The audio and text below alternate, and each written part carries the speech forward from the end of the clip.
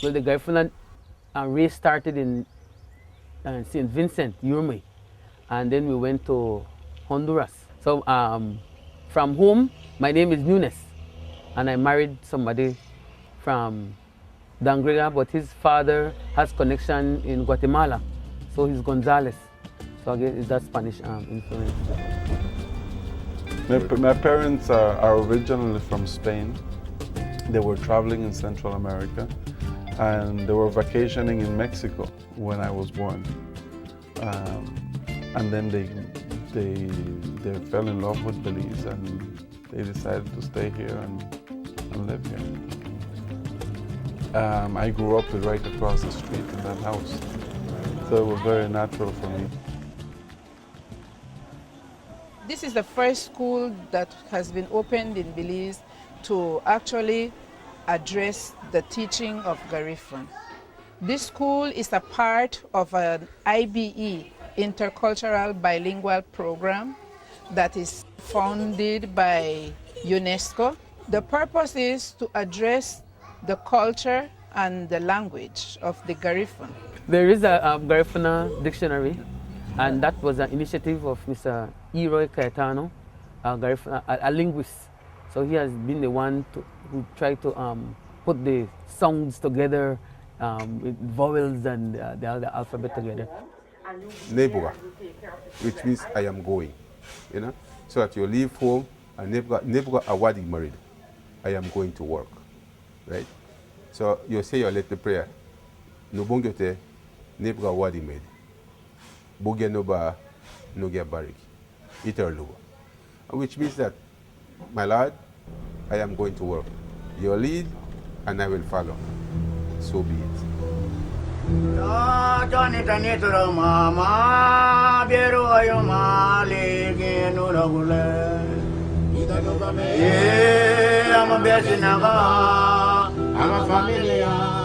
Garifuna language is an Arawak-based language, which is a native Caribbean language, and the melodies are more native Caribbean.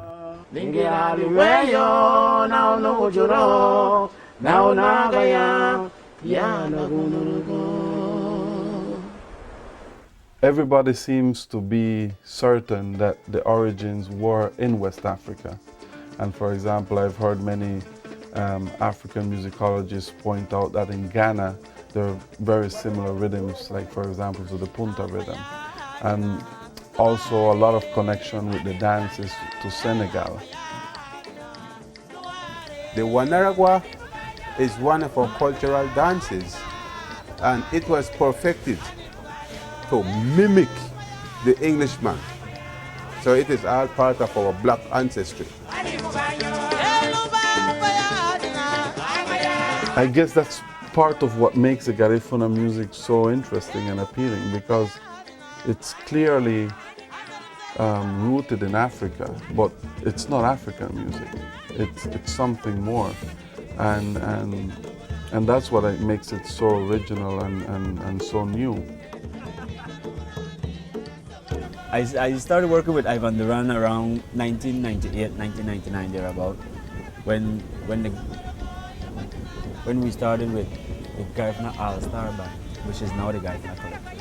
So I am one of the members who started that is still a part of the band.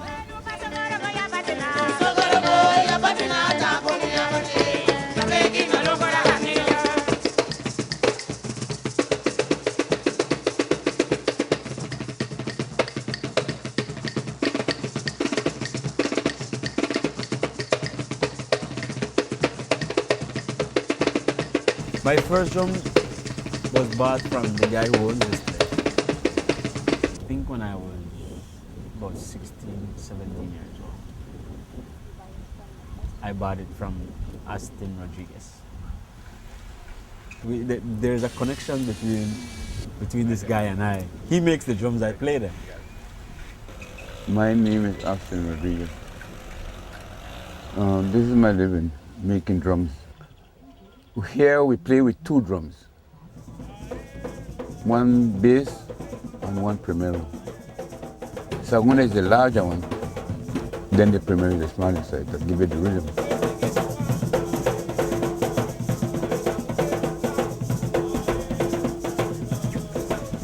everybody buys drums from here. The drums are of very good quality, very high standards. So. A lot of people. The Mexican, the Honduran, the Canadian, name them. As what you were telling me that I'm popular, that's what I was told. I don't know. Because I'm known all part of the world. We're very satisfied with the job that Aston has done for us as drummers and also for the community of Damriga and all Garifuna people. The Garifuna drums they have this distinct sound that is what makes Garifuna music special. The Garifuna drums were in me somehow, and I thought, you know, this is something that I really want to do. Well, Andy was the first artist I produced. I guess what Andy was trying to do is also find ways how music can become useful again and become a tool for young people to get involved in their own culture and saying, listen, you have a much better chance of survival. You have a much better chance of become successful if you embrace your own culture.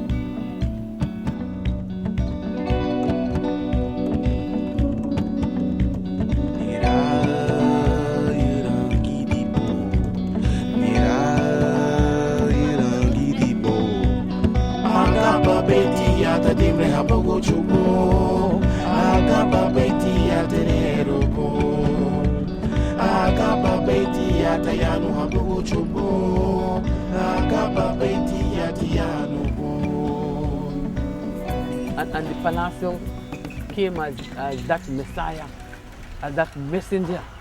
And his mission was to put the Garifuna music on the world map.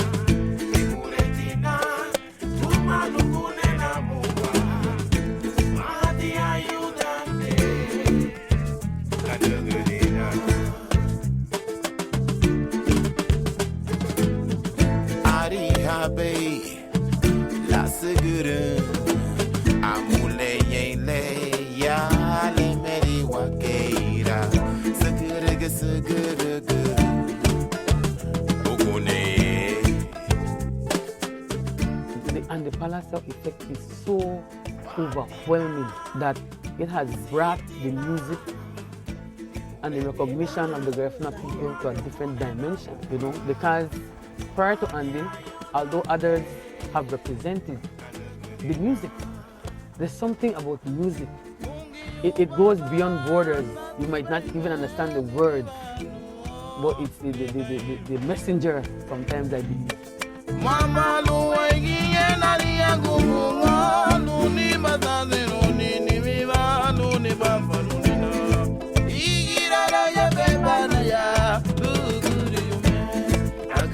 It's not just a band, it's a movement that we're starting here. And hopefully we can get other people to join this movement. Right? So there's a whole awakening, right? There's a whole awakening in regards of the Garifuna culture, Garifuna language, because people they now know. Some who have never heard, now hear and know.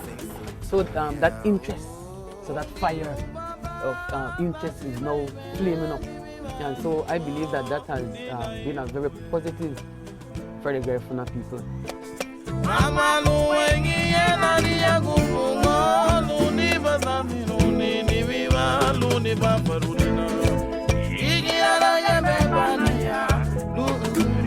He was so good.